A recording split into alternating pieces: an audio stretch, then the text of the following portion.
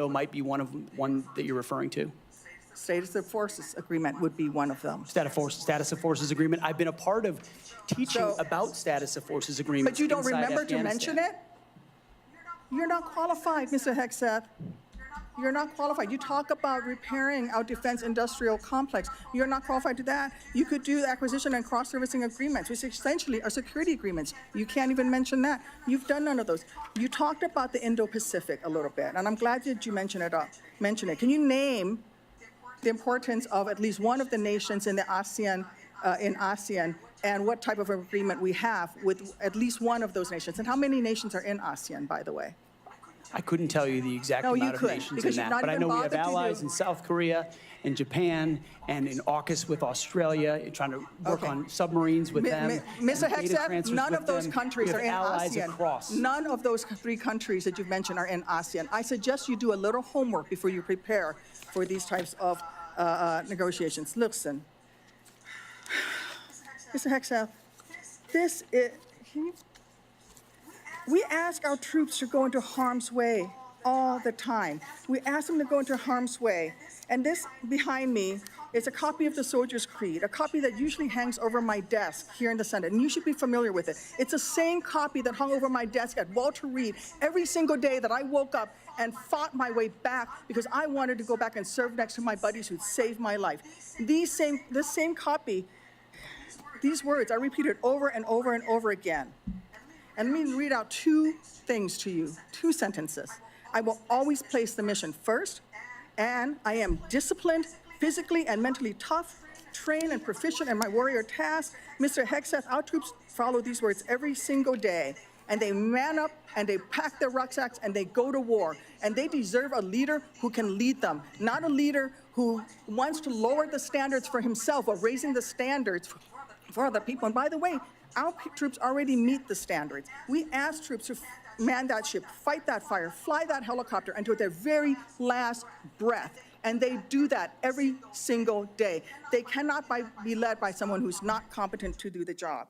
How can we ask these warriors to train and perform the absolute highest standards when you are asking us to lower the standards to make you the Secretary of Defense simply because you are buddies with our President-elect? And by the way, he has filed for bankruptcy 6 times. I'm not quite sure he's the kind of CEO you want to refer to as a successful businessman.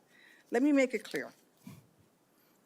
You can't seem to grasp that there is no U.S. military as we know it without the incredible women that we serve. Women who've earned their place in their units.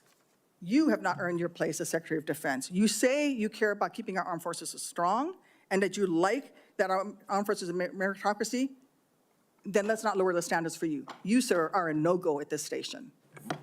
Thank you, Senator Duckworth. I would like to submit for the record a letter submitted by Mr. Brian Marriott that says anyone who would claim that Pete mismanaged funds at Vets for Freedom is ignorant of the facts. Without objection, it will be admitted to the record. Senator Budd. Thank you, Chairman Wicker, and congrats on your chairmanship of this committee. I want to thank you for your leadership and your handling of this today. I think you're doing a great job. So I want to also submit for the record a letter submitted by Mr. Daniel Catlin, the former operations manager at Vets for Freedom. Mr. Catlin's letter states that Mr. Hegseth and Mr. Catlin conducted weekly meetings to meticulously review every dollar that the organization spent. Pete's hands-on approach and dedication to financial responsibility ensured that Vets for Freedom operated within its budget. Mr. Catlin's letters also states that Pete treated his staff with the utmost respect, regardless of race or gender. So I ask unanimous consent to enter this into the record, Mr. Chairman. Without objection, so ordered. Thank you. Mr. Hegseth, congratulations on your nomination. Thanks for appearing before the committee today. I enjoyed meeting you in my office before Christmas, and I've enjoyed our friendship before that. You know, you stated in your advanced policy questions that the American people need to be informed, engaged, and inspired to join our military. I wholeheartedly agree with that. And we also have a problem, though, with obesity and falling academic standards. It's very concerning. And we've talked about that before. So if confirmed, how would you approach increasing the number of Americans eligible to serve in the military, but without lowering standards? Well, Senator, I think there are already, to the credit of, I believe, the Army and other services have now caught up to that, which have piloted programs that have had some success, that have allowed young Americans who want to serve in the military but can't necessarily pass the ASVAB or pass the APFT to get into basic training, an opportunity to get caught up, a preparatory class. Sure. Unfortunately, yes, we do have a problem of obesity in our country, not necessarily something that if I'm confirmed, Secretary of Defense is able to address. But I do think leading from the front matters. I do think having a Secretary of Defense that will go out and do PT with the troops matters, that has been out there and done that before. And hopefully that's a motivating factor for young people. But the reality of obesity and criminal backgrounds and medical problems have long been an issue of recruitment in America, unfortunately. What changed is the perception of military service because of the condition of the services, and frankly, because of, in some ways, the way our schools don't teach young people to love the country anymore. And if you don't love the country, why do you want to serve that country? That's a deeper problem. But all of those things need to be addressed to revive recruiting, and obesity is certainly a part of it. Thank you for that. So I've had multiple conversations, young folks back in North Carolina, young men, young women, and we get to meet a lot of them. But, you know, I hear from some of these folks who I encourage to join the military. They say that they're concerned that it's become politicized. And if confirmed, would you commit to working with my office to address the military recruiting crisis and ensuring the military is focused on warfighting? Senator, absolutely. Number one, from day one, with a mandate from the Commander-in-Chief, who received that mandate when Americans spoke out loudly and said, we want peace through strength, we want America first foreign policy, and we don't want political ideology driving decisions inside our Defense Department. That was clear. It's an infection that the American people are acutely aware of, which the men and women in this room have lived firsthand. I've lived it firsthand. And that's why it will be a priority. And I truly believe, and I'm humbled by this, the response we've already seen from young men and women who've decided to join the military when they had said, I wasn't going to. But seeing a Commander-in-Chief, Donald Trump, reassured them. Seeing the possibility, if confirmed, of a Secretary of Defense that would have their back reassured them. And so in the first couple of months after President Trump's election, we have already seen, the numbers are there, a recruiting surge in all the services that I would welcome the opportunity to continue. And it's humbling to think that families across this country would have confidence in us to deliver for their young men and women. There's no more important task. Thank you for that. So shifting gears a bit, I want to hear some of your thoughts on the growing fighter aircraft capacity gap with China and what this means for a potential fight in the Indo-Pacific. So if confirmed, what policy recommendations will you make to the President on procurement and maintenance of 4th and 5th generation fighters while we continue to research and develop 6th generation and collaborative combat aircraft? Senator, that's a very important conversation, one that I've been looking at a great deal. A lot of it, just to be clear, involves classifications and understanding precisely cost and capabilities, including capabilities of enemy systems, both not just 4th and 5th, but potential 6th generation, which we've already seen a prototype released from the Chinese. That's a dangerous development, considering at least the publicly understood condition of NGAD, which I look forward to the opportunity to looking underneath the hood on that. But ensuring 4th and 5th are capable and upgraded as necessary will be a part of our contingency. But when you look at what's happening in the Indo-Pacific, say operability, range is going to matter because it's such a large battle space. That will all factor in decisions that are made. And that's where I feel, frankly, a little bit liberated, is that I didn't work at Lockheed or any number of, pick a defense contractor. I didn't mean to point one out in particular. Pick any. I haven't. I don't have a special interest in any particular system or any particular company or any particular narrative. I want to know what works. I want to know what defeats our enemies, what keeps us safe, what deters them, what keeps our enemies up at night. Whatever that is, I want more of it, and I want to invest in it. And I know that's the view that President Trump has as well. Thank you. You know, some have commented recently about the need to eliminate immediately a manned aircraft. So I'd say maybe one day, but that day's not now, and certainly not before 2027, especially in the Indo-Pacific. So if confirmed, will you commit to work with my office in this committee to ensure the proper mix of fighters, manned and unmanned? I look forward to working with you on that, Senator, because unmanned will be a very important part of the way future wars are fought. Just the idea of survivability for a human being drives cost and time in ways that unmanned systems do not. But I look forward to that conversation, Senator. Thank you, Senator Budd. I now recognize Senator Reed for a unanimous consent request. Mr. Chairman, I would ask unanimous consent that 2 letters be submitted for the record. One letter is signed by numerous organizations, including the Government Accountability Project, the other signed by several organizations, including the Truman National Security Project. Without objection, so ordered. Now, Senator Kelly, Senator Rosen got here after the gavel went down. Do you really want to go ahead of her? I am going to defer to my good friend and colleague, That- Senator Rosen, That from is the a really great good- state of Nevada. Really good decision. Senator Rosen, you are recognized. And thank you, Senator Kelly. I owe you one. Thank you, Chairman Wicker, Ranking Member Reed, for holding this hearing. And Mr. Hegseth, I appreciate your service and your willingness to serve again. However, I am deeply disappointed that you would not agree to meet with me, as other members have said on this committee prior to this hearing, as is the precedent for this committee and others. So let me tell you a little bit about what I would have talked about had you made yourself available prior to the hearing. Nevada is home to the premier aviation training ranges for both the Air Force and the Navy, the largest ammunition depot in the world, and the only place in the country where we are able to verify the reliability of our nuclear stockpile without the need for explosive testing. The Nevada National Guard is one of the only few units across the country with the mission of fighting wildfires. That's for another hearing. And currently activated to fight the devastating fires around Los Angeles in support of our neighbors. We therefore play a critical role in our national security, and the person who holds the position of Secretary of Defense matters greatly to Nevada service members and our military equities.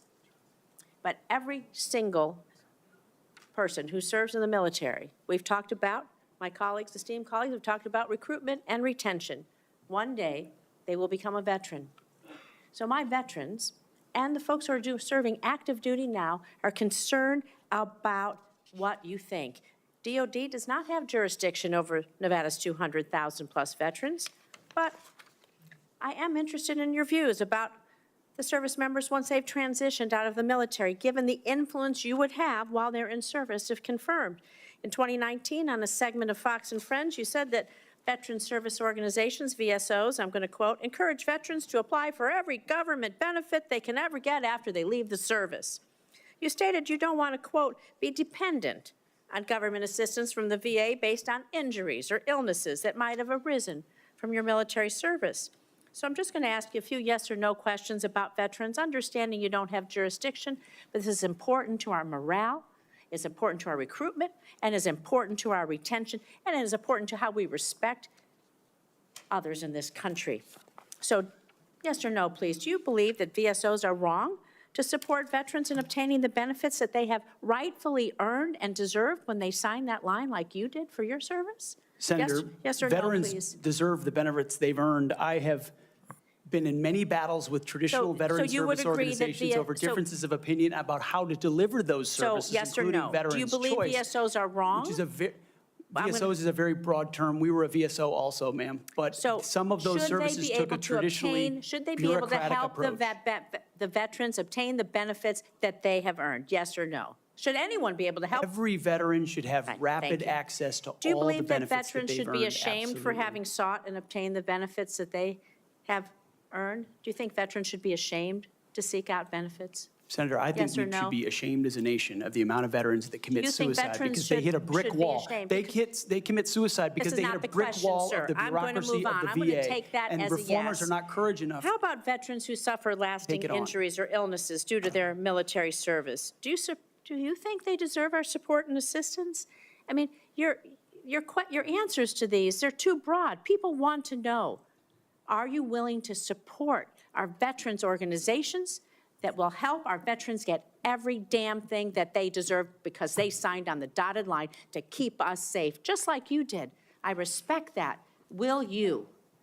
Senator, with all due humility, I don't know that there's anyone in this room over the last 20 years that have worked harder to ensure that our veterans are taken care of. It has So been do a you think passion veterans of are my life, dependent on the- alongside with so many on this dais, to make sure that veterans receive, and it is a recruiting crisis. But you When said that veterans are not treated dependent well, on the government. they don't You want said their veterans are sons and daughters dependent to on the join. government. Do you believe that veterans getting these benefits are dependent on the government? Or do you believe it's a benefit they've earned and deserved through their service? It's a Are they benefit they've dependent? earned and a Then- hand up to But the these are next your chapter of their words life. then. So you have again Absolutely. changed your position. Where you believe the veterans are dependent, now you believe they've earned and deserved it. I just think it's disrespectful to change that position. These are benefits that people may need throughout their life and may not know when they need them or how they're going to need them, and they need to be there when they do. Thank you. I'm going to move on to my next question. America's role in the world. Our alliances, the threats America's facing, they're serious, they're wide-ranging, from China to Russia to Iranian-backed terrorism. So do you agree with the National Defense Strategy that the U.S. cannot compete with China, Russia, and their partners alone, and certainly cannot win a war that way? And this is a quote from the National Defense Strategy. Is your interpretation that American first foreign policy is America alone? Does that include abandoning our allies and partners such as NATO, Taiwan, Israel, and others? And if we can't win alone and we don't strengthen our strategic partnerships, I would say that position, your position, places on a strategic path to lose to our adversaries.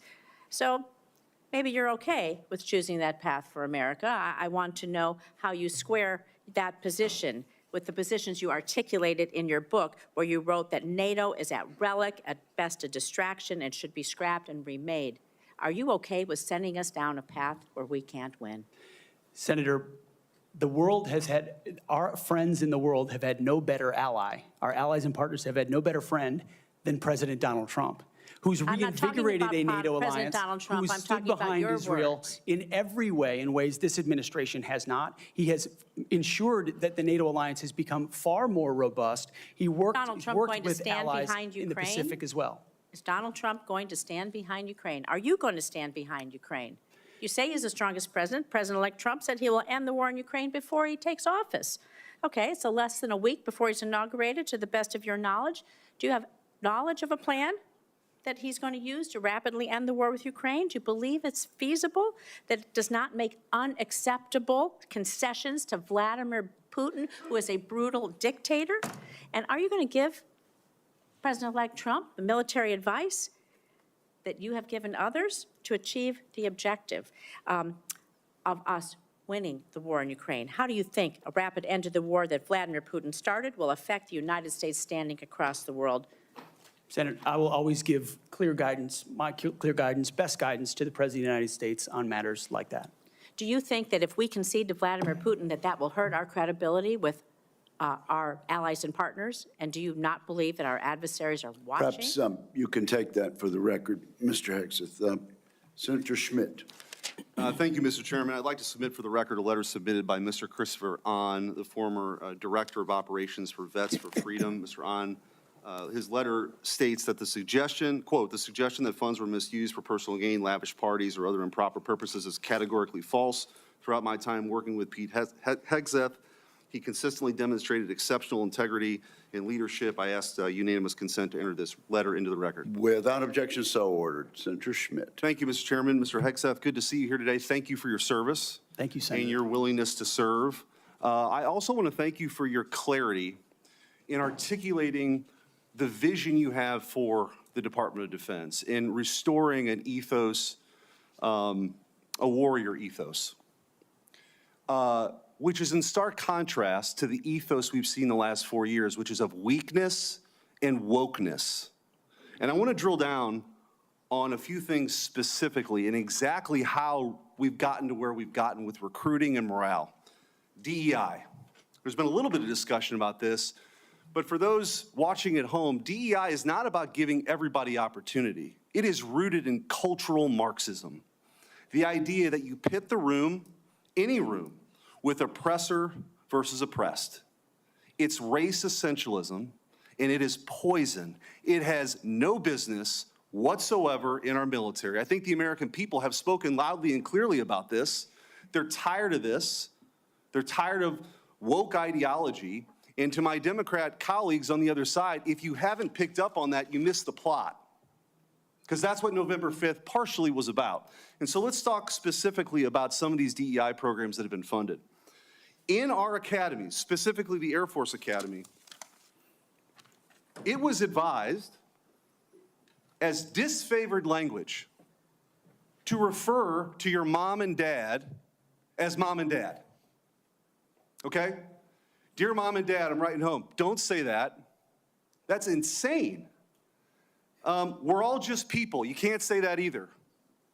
And in an effort to police this, in a 1984 Orwellian novel, there was actually an eyes and ears program to rat on your fellow students who might say mom and dad. Or just say, in a tough situation, you know what, we're all just people, can't say that. This wasn't limited, by the way, to our academies. The Secretary of the Air Force, our current Secretary of the Air Force, in a memo from August of 2022, thought we had too many white officers, advocated for quotas. And if you crunch the numbers, that meant that 5,800 white officers who've worked really hard should be fired. In the United States of America, I don't know how we got here. And by the way, the Air Force isn't alone here. The Navy sort of touted a drag queen influencer. This stuff is insane. And people wonder why recruiting has dropped off. And let me just go through a few numbers, then I want to get your comments on how we fix this, because it's gone completely off the rails. In 2022, the Army missed their recruiting goal of 60,000 soldiers by over 15,000. In 2023, the Navy missed their recruiting goals by over 7,000. In 2022, the Air Force couldn't meet their standards, their numbers, even though they lowered their standards. They've lowered their standards to meet numbers they still can't get to. Mr. Hegseth, we got to fix this. I think what you've demonstrated today is that you have the talent and the ability and the desire to fix it. How are you going to fix it? Well, Senator, thank you for the question. First and foremost, up front, you have to tear out DEI and CRT initiatives, root and branch out of institutions. 100%. And then you have to put in Army, Navy, and Air Force secretaries and others, civilian positions at the helm, who are committed to the same priorities that the President of the United States is, and if confirmed, the Secretary of Defense will be. Send a clear message that this is not a time for equity. Equity is a very different word than equality. Equality is the bedrock of our military.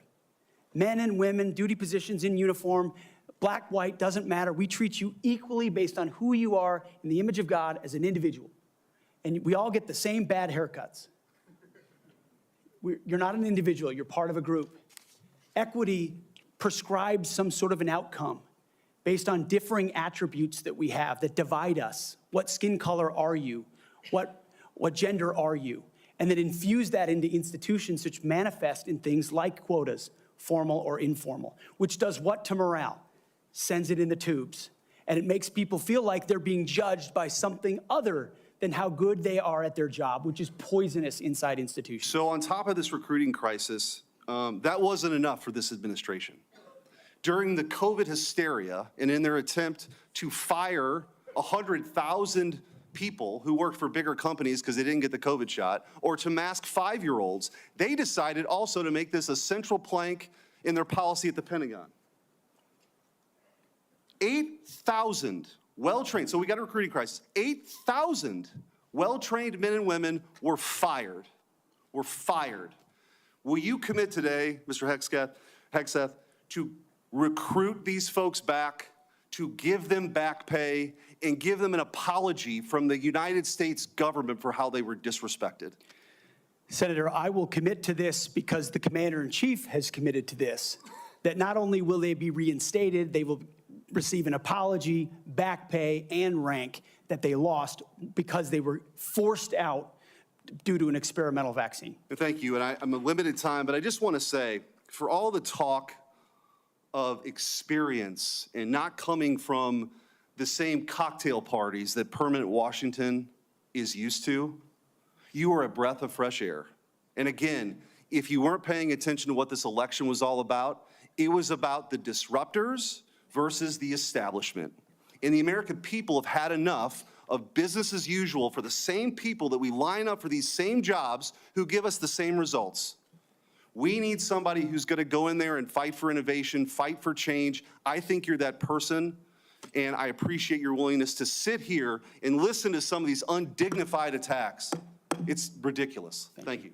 Captain Mark Kelly, you're recognized. Thank you, Mr. Chairman. Congratulations on your chairmanship. I want to make a request to the committee that we have a second round of questions. Pursuant to the bipartisan staff agreement that we reached late last year, this will be one round of 7-minute questions. All right. Thank you. Thank you, Mr. Chairman. I'll be happy to recognize my colleague, Mr. Reed. I think it's important to note for the record that when Secretary Hagel was here, we had 3 rounds of questioning. When Secretary Carter was here, we had 2 rounds of questioning. And I cannot recall any time where I have denied, as the chairman, a member to ask for a second round and receive the second round. So we are, I think, violating the principles of the committee, and I just want to go on the record. And your comment is noted. Thank you. Mr. Hegseth, thank you for being here today. Thank you for your service to this country. Thank you, Senator. Few nominees come into this room with all the necessary experience to do this job, to be Secretary of Defense. We get that. It's a reflection on just how big of a job this is. What I want to understand is whether or not you bring any of the necessary experience that this job requires. And here's where I'm concerned. Senator Coleman, in introducing you, and this is a quote, he said, "He has struggled and overcome great personal challenges," unquote. You walk in here saying that you've had personal and character issues in your past, including heavy drinking, which you wrote about. And you said, and this is a quote from you, that you said, "I sit before you as an open book." Yet you haven't actually said what personal challenges it is that you've overcome when you've been asked about them.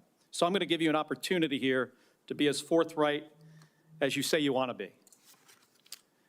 So while leading Concerned Veterans of America, there were very specific cases cited by individuals about your conduct. I'm going to go through a few of them, and I just want you to tell me if these are true or false. Very simple. On Memorial Day 2014, at a CVA event in Virginia, you needed to be carried out of the event for being intoxicated. Senator, anonymous True. smears. Just true or false? Very simple. Summer of 2014 in Cleveland, drunk in public with the CVA team. Anonymous smears. I'm just asking for true or false questions, true or false answers. An event in North Carolina, drunk in front of 3 young female staff members after you had instituted a no alcohol policy and then reversed it. True or false? Anonymous smears. December of 2014 at the CVA Christmas party at the Grand Hyatt at Washington, D.C., you were noticeably intoxicated and had to be carried up to your room. Is that true or false? Anonymous smears. Another time, a CVA staffer stated that you passed out in the back of a party bus. Is that true or false? Anonymous smears. In 2014, while in Louisiana on official business for CVA, did you take your staff, including young female staff members, to a strip club? Absolutely not. Anonymous smears. So is it accurate that the organization reached a financial settlement with a female staffer who claimed to be at a strip club with you, and there was a colleague who attempted to sexually assault her? Was there a financial settlement Senator, I was not involved in that. I don't know the nature of how that played out. But you understand there was a financial settlement for a young female staffer who accused another member of the organization, not you, of sexual assault in a strip club. We have multiple statements on the record referring to that. But you submitted to the claim you were committee. not there when that occurred. Absolutely not. Now, the behavior I cited, if true, do you think that this behavior of intoxication, going into these type of establishments, women on your staff being so uncomfortable that they have to file these sort of harassment claims, do you think this is appropriate behavior for a leader? Senator, the overwhelming majority of anyone who's worked for me, including the on-the-record statements that have been submitted to this, with their name on it, on the record, men and women who worked with me every day, are the overwhelming preponderance of evidence that testify to my leadership and professionalism in leading Vets for Freedom and Concerned Veterans for America. My Okay. leadership has been completely impugned on these veterans organizations that did fantastic work. Mr. on behalf Hegseth, of the I'm not men even and gonna women go fighting into the- overseas I'm not even and gonna go into advocating, the and we managed our accusations. financial books with integrity across the board. How many people, everybody who runs a campaign. I have limited time. I'm not going to get into the accusations that come from Fox News. I know you have some of your Fox News colleagues here.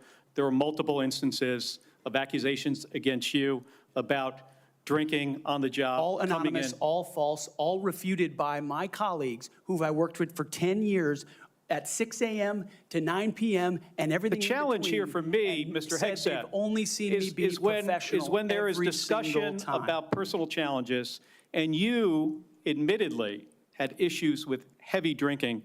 It's hard to kind of square this, to square the circle here. It's kind of a difficult thing to do. Let me ask you, if I have about 90 seconds left here, if you had to answer these questions about sexual assault against you and your drinking and your personal conduct, would it have been different if you were under oath? Senator, all I'm pointing out is the false claims against me. Okay, I take it you do not want to answer that question. I walked into this hearing this morning concerned that you haven't demonstrated adequate leadership in your civilian roles. And this is a dangerous world we're living in here. And America cannot afford a Secretary of Defense who is unprepared for that mission. I'm going to leave with concerns about your transparency. You say you've had personal issues in your past, yet when asked about those very issues, you blame an anonymous smear campaign, even when many of these claims are not anonymous. Which is it? Have you overcome personal issues, or are you the target of a smear campaign? It can't be both. It's clear to me that you're not being honest with us or the American people because you know the truth would disqualify you from getting the job. And just as concerning as each of these specific disqualifying accusations are, what concerns me just as much is the idea of having a Secretary of Defense who is not transparent. Thank you, Mr. Chairman. I yield back my 2 seconds. Thank you, Senator Kelly. I would, at this point, ask unanimous consent to introduce into the record letters by Tina Kingston, Louisiana State Director of Concerned Veterans for America, and Holly Talley, Louisiana Local Director of Concerned Veterans for America, attesting to the appropriateness of Mr. Hegseth's conduct with regard to female staffers. Without objection, that is added to the record. And Senator Banks, you are now recognized. Thank you, Mr. Chairman. Welcome, Mr. Hegseth. You have conducted yourself very well today. In fact, so well that I believe it's incumbent upon this committee to confirm you ASAP, to get you on the job, to clean up the mess that we have at the Pentagon ongoing at this moment because of the leadership there over the last 4 years that's failed us.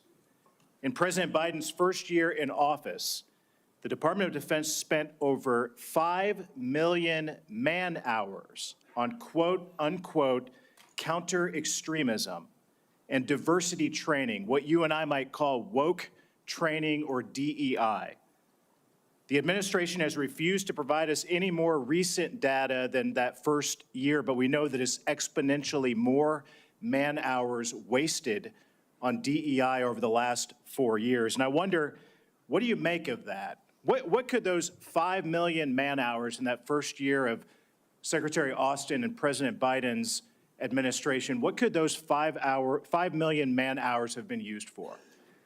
Senator, that's a lot of service members sitting in a lot of briefs, hearing about a lot of threats or political perspectives that might be dangerous, that do not comport to threats that actually exist inside the force, or ideas that introduce critical race theory or DEI or climate change initiatives that they and their commands have to conform to. And every time one of those happens, it gets pushed down the chain of command.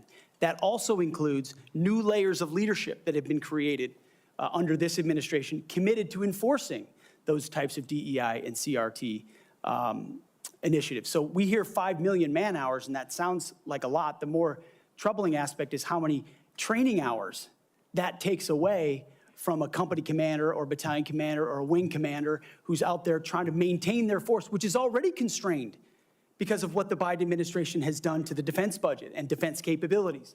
So they're having to choose between the political prerogatives of the civilians who are demanding more DEI and CRT and gender quotas and the readiness of their forces. And I believe this Pentagon is prepared, because of our commander-in-chief, for a Secretary of Defense, should I be confirmed, that laser focuses on these issues, and they're ready to respond. They want to pack their rucksacks and go train because they understand we live in a dangerous world. I think that's an important point, a key point, because months later, while the priority of the Biden-Austin-led Pentagon was on DEI and woke training, one of the biggest embarrassments in American history happened when we lost 13 of our heroes in the botched withdrawal from Afghanistan. Secretary Austin testified before the House Armed Services Committee a couple of years ago, and responding to a question from me said he had, quote, no regrets about what happened in Afghanistan. I wonder, what do you make of that? Senator, it's shameful. They still tout it as the most successful airlift in American history, when what the rest of us all saw was true laid before our eyes. Utter failure, a destruction of a military legacy there, abandonment of our allies, death of American troops, detriment to our reputation, and then no answers and no accountability on the other side. And then what was unleashed because of what happened in Afghanistan? The October 7th attacks, an invasion into Ukraine. The world recognized weakness for what it was. And who bore the brunt for it? The troops on the front lines at Abbey Gate doing an impossible job, whose external security was the Taliban, because there was no actual plan for this under the Biden administration. And yet, not a single person, the only person held accountable in those moments was a Marine Corps lieutenant colonel who had the courage to stand up and say someone should be held accountable for that. His name is Stu Scheller. No one else involved has ever taken accountability for it. And when that microcosm becomes the reality of the perception of the American military or America's commitment to victory and success and positive outcomes, the world responds to that. President Trump is going to restore real deterrence by bringing a real warrior culture back, rebuilding our military, and ending wars properly. And if we have to fight them, winning them decisively.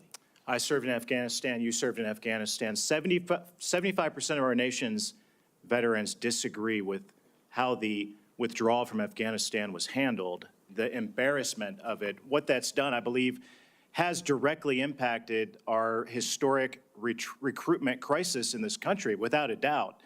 And you've already talked about that, but how do we fix it? How do we bring pride back to wearing the uniform for the next generation, to inspire them to do what you and I did, to raise our right hand and take that oath and serve this great country?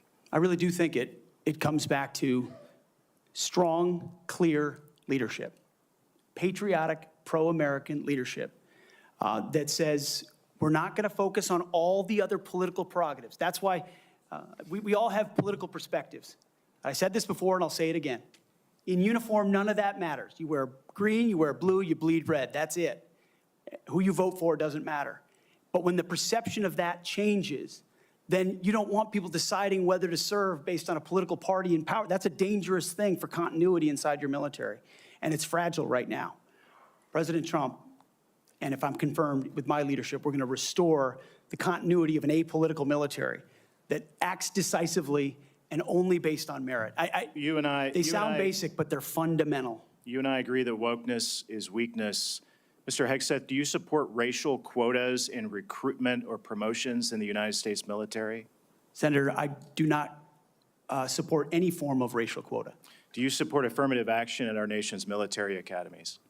Senator, I only support hiring and promoting and admitting the best and brightest, whatever their background is. I think that's very important.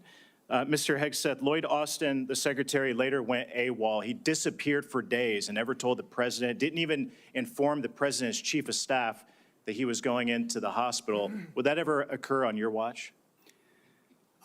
No, Senator. I know in any one of my jobs, if I had decided to go AWOL for even a day or two in uniform or around that, that would have been a concern. I believe accountability matters. No one to this day has ever, as you've said, been held accountable for what happened in Afghanistan. It was embarrassing to this country. It's impacted this country greatly. And I applaud you and President Trump for bringing accountability back to our Pentagon. With that, I yield back. Chair recognizes the distinguished ranking member for a unanimous consent request. Mr. Chairman, I would like to submit an article discussing some of the issues of readiness and DEI. There has been a comment that 5.9 million man-hours have been used for DEI. General Milley clarified that that is an estimate out of more than 2 million man-hours that the Department of Defense invested during the time period. Where is this published, sir? This is published by Megan Myers, and I will get the Okay. Then, military.com, I'm sorry. without objection, it will be admitted to the Thank you, record. Mr. Chairman. And Senator Slotkin, welcome to the committee, Thank and you are you. recognized. Thank you, Senator, and thank you for referencing the great Carl Levin as you introduced me. We miss him in Michigan. For those who I haven't met in my 1 week that I've been sworn into the Senate, I'm a CIA officer recruited after 9/11. I did 3 tours armed in Iraq alongside the military, and have worked for 4 different secretaries of defense, both Democrat and Republican, proudly, and watched them make decisions that literally determine the life and death of Americans in the dark of night. I'm also a Democrat representing a state that Trump won, right? We both won on the same ballot. So I understand that President Trump has the right to nominate his people. We are going to have policies that we disagree with. All of that, to me, comes very standard. What I think I'm most concerned with is that no president has the right to use the uniformed military in a way that violates the U.S. Constitution and further taints the military as that apolitical institution that we all want, right? And our founders designed the system so that, we had posse comitatus, that we weren't going to use active duty military inside the United States and make American citizens potentially scared of their own military. We went through our own experience with that with the British. As the Secretary of Defense, you will be the one man standing in the breach should President Trump give an illegal order, right? I'm not saying he will, but if he does, you are going to be the guy that he calls to implement this order. Do you agree that there are some orders that can be given by the Commander-in-Chief that would violate the U.S. Constitution? Senator, thank you for your service. But I reject the premise that President Trump is going to be giving illegal orders. No, I'm not saying he will, but do you believe there is such a thing as an illegal order that Joe Biden or any other president, Donald Trump, could give? Is there anything that a commander-in-chief could ask you to do with the uniformed military that would be in violation of the U.S. Constitution? Senator, anybody of any party Right. could give an order that is against the Constitution or against the law. Right. Okay. So are you saying that you would stand in the breach and push back if you were given an illegal order? I start by saying I reject the premise that President I Trump will be understand. You've giving done your any genuflecting illegal to him, orders but at all.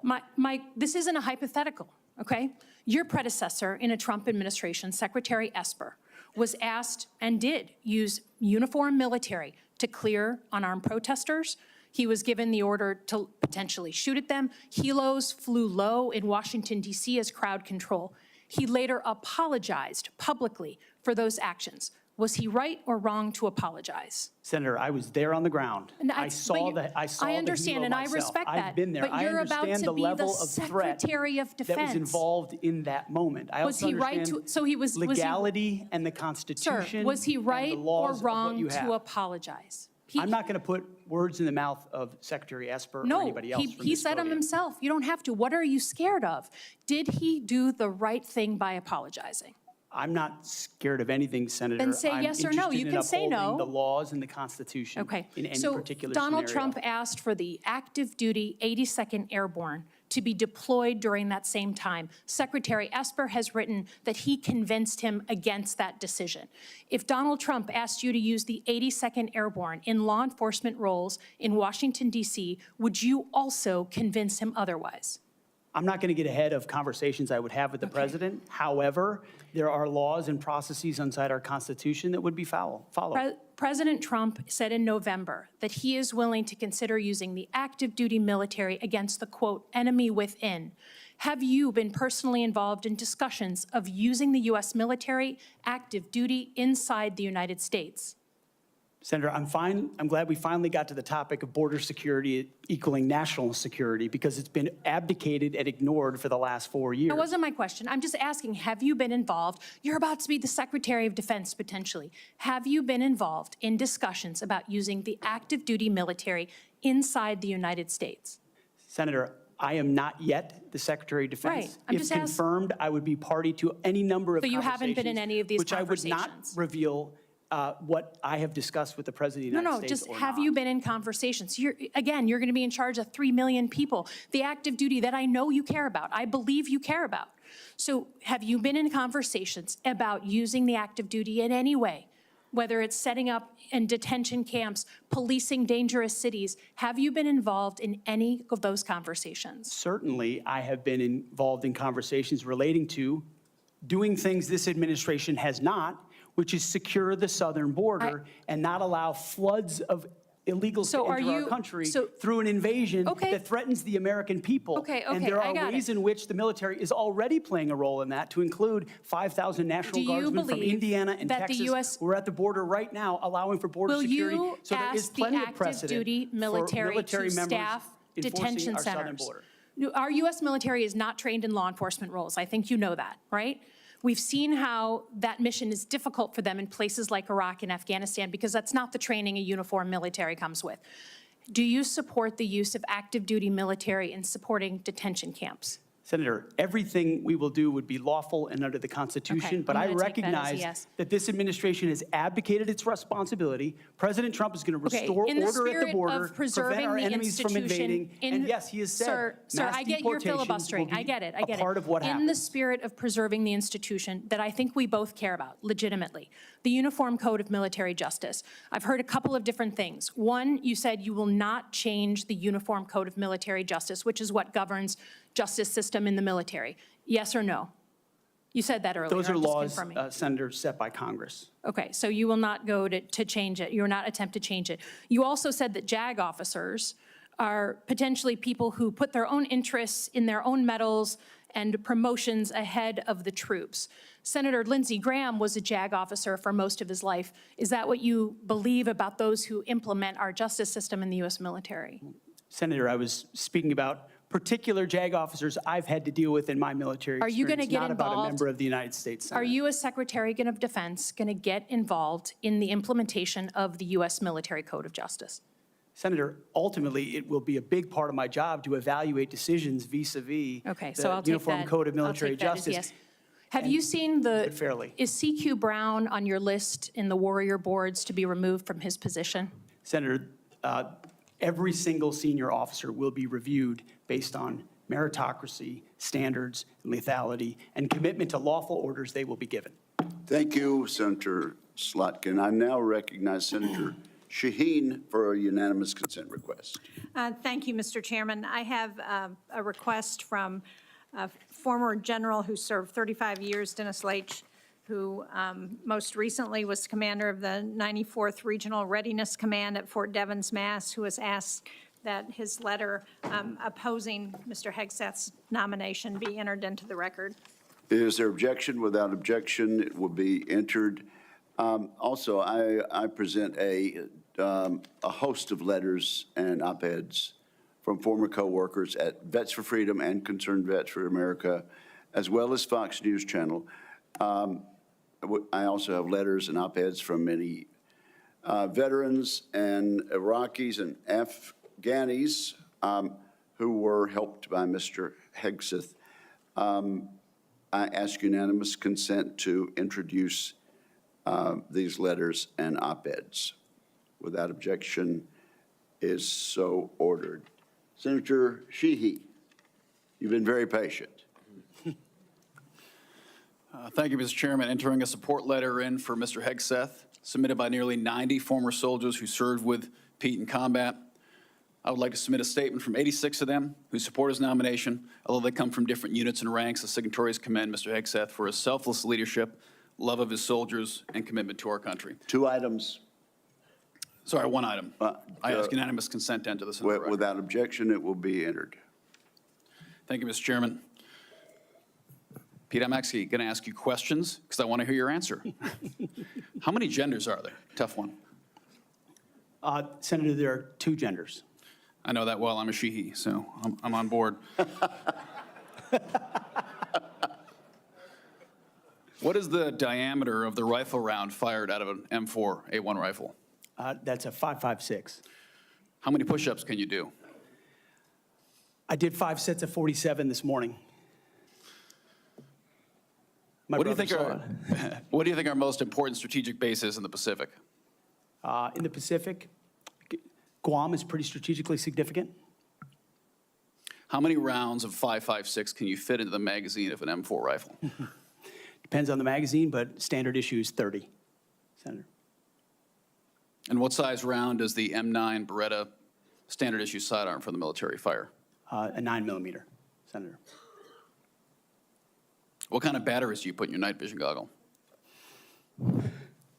Duracell. So right there, you're representing qualifications that show you understand what the warfighter deals with every single day on the battlefield. You understand what happens on the front line, where our troops will be. And what happens, unfortunately, in this country is decisions made in rooms like this, bad decisions, end up in dead 17, 18, 19-year-old Americans. And those Americans rarely come from families that sit in rooms like this. They come from lower, middle-income families who sometimes the military is their only way out. And they join because maybe they want to go to college. Maybe they had no other choice. Maybe they love this country. But for whatever reason, they joined and they sat on the dotted line. And when people like us screw up, they don't come home. And that's the one thing that I care about. As you remember when I shut the door, when you came with your entourage, Senator Coleman, I've known for a long time, and you and I sat together, asked you one question. You remember what that question was? Are you going to have the backs of the warfighters? Exactly. What is going to be your number one priority? And I don't care, frankly, what all these letters and articles say. I've been a part of a smear campaign too, I get it. I care that you're going to have one thing in mind when you sit in that chair in that 5-sided building, and you told me what that was. So with that, you have my support. I'm sorry you have to go through a process like this, but it is one of the most important jobs in the world. We got to make sure you're ready for it. I thank you for your answers. I got one final question that's very important to me. This is more of a technical question, but I think it's to fix the Army in this country is a 1 or 2 year problem. We can make bullets, we can make rifles. Fix the Air Force might be a 5-year problem. To fix our Navy is a decades-long pursuit. How are you going to fix our national? You don't have all the power. We're not China. Unfortunately, you can't snap your fingers. But how are you going to lead an initiative within the DoD to reinvigorate our national shipbuilding industry so we are able to compete with China? Because freedom of navigation is critical to our economy and the global economy. It's going to be a very important task for you to complete.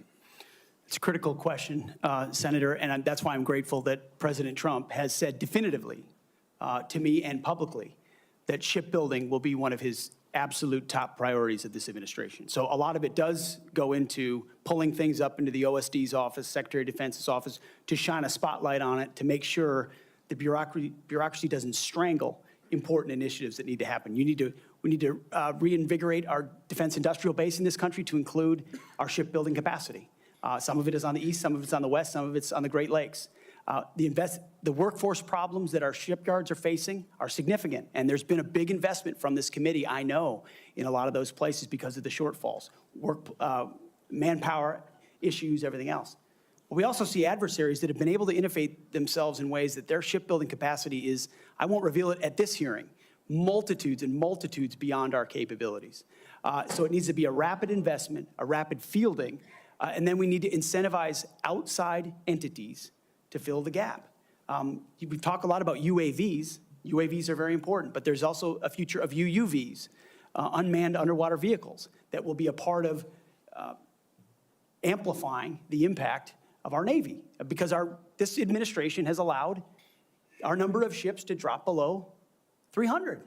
It sets a projection of 340 or 350, but doesn't create the capacity to actually address it. And so if we're going to defend our interests, our allies, and put America first, we're going to have to be able to project power. That it means shipbuilding. It means historic investments in our defense industrial base there. And then also driving innovation and cost savings in ways that only business leaders inside the Pentagon can do. When I'd add, I don't think any board in the world would have hired Steve Jobs or Elon Musk or Mark Zuckerberg when they founded their companies either. So this country was founded by young people who had a great vision. Thank you for being willing to serve your country again. And thanks for coming here today. I yield back, Chairman. Thank you, Senator Sheehy. You yield back the balance of your time. Mr. Ranking Member, can we agree that you and I will notify members of a specific time until which the record will remain open for submission of questions for the record? Yes, Mr. Chairman? That will be a day or two. This concludes today's hearing. I want to thank the witnesses and their families, and this hearing is adjourned. Thank you. Thank you.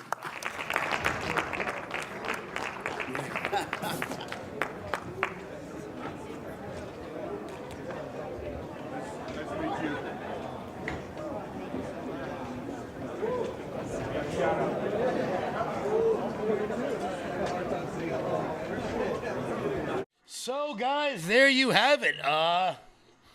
There you have it. Pete Hegseth getting through his confirmation hearing in the Armed Services, in front of the Armed Services Committee.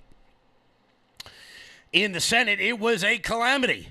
It was a calamity at times, to say the least. Elizabeth Warren making a complete ass out of herself. Chief Hiawatha, Pocahontas, as she has been known to be. She is a genuinely awful person. Mazie Hirono may or may not have been drunk. I still don't know what Elise Slotnick was talking about the entire time, even though we all watched it live. Genuinely terrible people. Democrats. But Pete Hegseth handled it well. Pete handled it incredibly well. As you can see right now, I'll pop this back up on the screen. Some of his fellow warfighters have joined him in the Senate chambers. Absolutely out of control. Democrats have no shame whatsoever. Once again, guys, my name is Kevin Smith. Thank you all so much for tuning in to Loud Majority Live. You guys have been watching all morning. We brought you the closing, 48 minutes of the hearing. There's going to be more hearings throughout the day. I have a feeling they will be far less contentious than the Pete Hegseth one. I think it's Doug Burgum is getting confirmed today as well, and somebody else, I forgot who it is. We will bring you guys, I'm sure the other hosts will be popping into those throughout the course of the day. Before we keep rocking and rolling here today, guys, we're going to have some fun playing some of the lowlights, some might say, of the other members that came on before this show. Before we get started, guys, hit that thumbs up button. Share the video out all over the place, wherever you're watching. If you're watching on Facebook, do me a favor and hit that @ button so that more people can find the show as well. If you're watching on X, hit that repost button. Let's help get, I'm right there. I'm right there at 40,000. Come on, baby. Get me over the hump. Get me over the hump.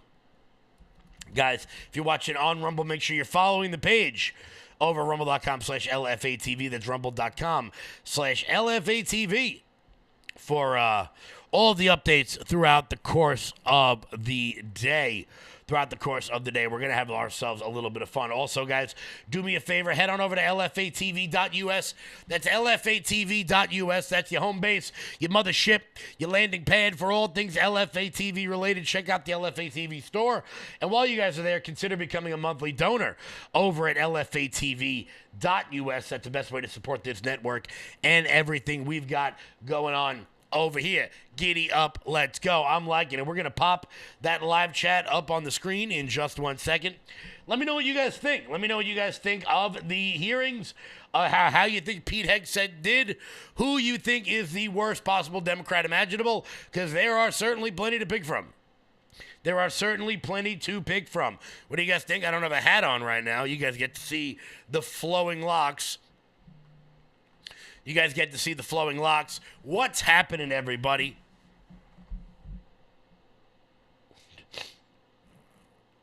Somebody said Crispy may have been running his fingers through Kevin's hair. Mike would be lucky. Mike would be lucky to do so. ZBM. Actually, ZBM, in tomorrow's interview, we're going to be interviewing Heather McIsaac. She's a good friend of mine, a huge Twitter personality. It's not bedhead, it's hat head, okay? I had a...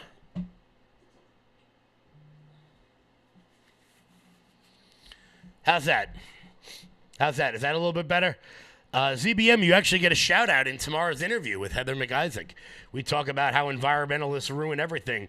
We're going to be talking, Heather's awesome. Absolute badass. But she's going to be... She's been talking about the California wildfires as she fled California following one of the fires, what's really going on over there, how it is not totally unprecedented. Everybody seems to think that he did pretty well. You have hair. Somebody's shocked I have hair. That same person would... Never mind, Dawn. Never mind. Never mind. Don't make me put up a picture of George Washington. Don't make me do it. Don't make me do it. Guys, as we rock, as we roll here, also, guys, head on over to loudmajorityusa.com. That's loudmajorityusa.com. Sign up for the newsletter. Check out our shop. That is the best way to support this show and the sort of activism we've got going on here over at the Loud Majority. We can't do it without your help. We can't do it without your help. This is user-generated content. We do well when you do well. Yeah, what did Dawn say? I'm waiting for something smart there. Truly better without the hat. Because we all know Dawn is a huge fan of foreheads. We know she's a huge, huge fan of foreheads. But let's get to some of the highlights, or some might call it the lowlights, of the confirmation hearing today. Number one, and most obviously, would be Chief Hiawatha, the New England clam chowder Native American Harvard teaching lion white lady known as Elizabeth Warren, who continued to press Pete Hegseth on whether or not he would take a job with a military contractor following his time as the Secretary of Defense. Now, I want to be clear. It's a valid question. I don't believe administration officials or members of Congress or any of those sorts of things ought to be working in the lobbying industry. Now, with that being said, I also don't think it's appropriate that Lloyd Austin left the board of Raytheon in order to become the Secretary of Defense. But Democrats didn't seem to mind that too much. So when Chief Hiawatha asked Pete Hegseth on whether or not he would take a job, he said, "I don't think generals should take jobs with the military-industrial complex." To which Liz Warren, Chief Hiawatha, said this. In other words, you're quite sure that every general who serves should not go directly into the defense industry for 10 years, but you're not willing to make that same pledge? I'm not a general, Senator. You'll be the one, let us just be clear, in Let us charge just of be the clear, generals. there is nothing in the world quite as good as a smart-ass answer to a smart-ass question. Now, there are some people, I don't judge. I do not judge fellow Americans when they live in a place and they elect bad leaders. I live in New York. We have Kathy Hochul. We also have Kirsten Gillibrand, who, I have to be honest with you, if I'm being totally honest, Kirsten Gillibrand looks like what happens when you order a senator off Temu. Here's a picture of Kirsten Sinema when she got elected 5 years ago and what she looks like now. Yeah, D.C. has not been kind to old Kirsten Gillibrand. On the left, she looks like a fairly attractive woman. And on the right, it looks like she's boiling a child in a cauldron in a cabin in the woods. But I don't judge people. You live in a blue state and you elect a blue senator. Look, nothing you can do about that. However, I am going to criticize the people of Hawaii because it's almost like Hawaii decided that it was going to come together and it was going to find the dumbest person on every one of the islands. Like, not like the least impressive, like you're a Democrat and I disagree with you. I mean just a genuine dumbass. Like just somebody whose neurons fire a bit slower inside of their brain. And they decided to send Mazie Hirono to the Senate. Mazie Hirono, of course, is proof that Coppertone is toxic. Here she is trying to get Pete Hegseth to talk about his drinking problem while sounding a little drunk. By enforcing the Uniform Code of Military Justice, UCMJ, in addition to the sexual assault allegations, and by the way, the answer to my second question should have been yes. I have read multiple reports of your regularly being drunk at work, including by people who worked with you at Fox News. Do you know that being drunk at work is prohibited for service members under the UCMJ?